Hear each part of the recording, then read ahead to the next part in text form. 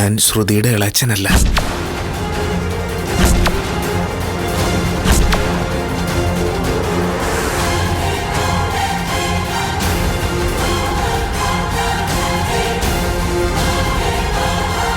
സച്ചിൻ രേവതിയൊക്കെ പറഞ്ഞത് സത്യമോ?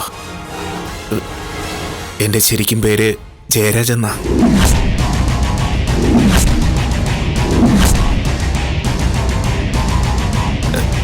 ബീരാനെന്നാ എല്ലാവരും വിളിക്കുന്നത്.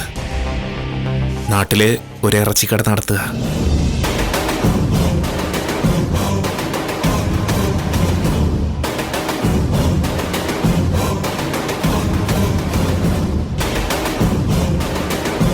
ഞാനൊരു നാടക നടൻ കൂടിയാ. സിനിമയില് ചെറിയ ചെറിയ വേഷങ്ങളൊക്കെ ചെയ്തിരുന്നു. ഇവളുടെ ഫ്രണ്ട് മീരേനെ എനിക്ക് നേരത്തെ പരിചയമുണ്ട്. ഒരു ദിവസം മീര ശ്രുതിയേയും കൂട്ടി എൻ്റെ കടയിൽ വന്നിരുന്നു. ശ്രുതിക്കൊരു ഹെൽപ്പ് ചെയ്ത് കൊടുത്താൽ സിനിമയിൽ അഭിനയിക്കാൻ ചാൻസ് തരാമെന്ന് പറഞ്ഞു.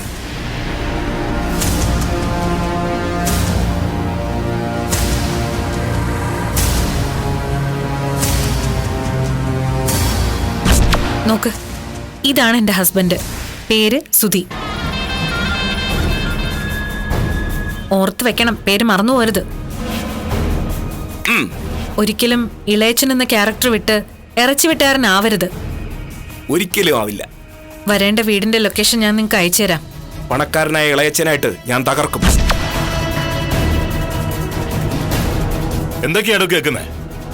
അപ്പൊ ഇതുവരെ നിങ്ങളെല്ലാവരോടും ഞങ്ങളുടെ മുമ്പിൽ അഭിനയിക്കായിരുന്നല്ലേ? പറഞ്ഞതെല്ലാം കള്ളൊരുന്നല്ലേ?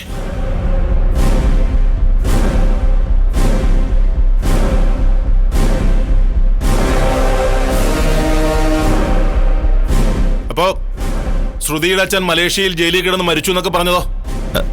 അതെല്ലാം കള്ളമായിരുന്നു.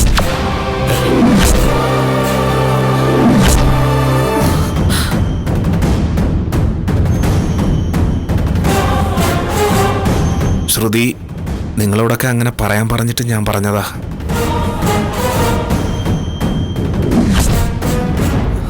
അപ്പോ ശ്രുതി മലേഷ്യയിലൊന്നും ആയിരുന്നില്ലേ? ഇവിടെ അച്ഛൻ അവിടുത്തെ കോടീശ്വരനായ ബിസിനസ്സുകാരനൊന്നും അല്ലേ?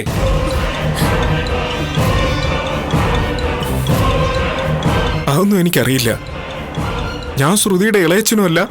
അവളുടെ അച്ഛനെക്കുറിച്ചോ കുടുംബത്തെക്കുറിച്ചോ എനിക്കൊന്നും അറിയില്ല.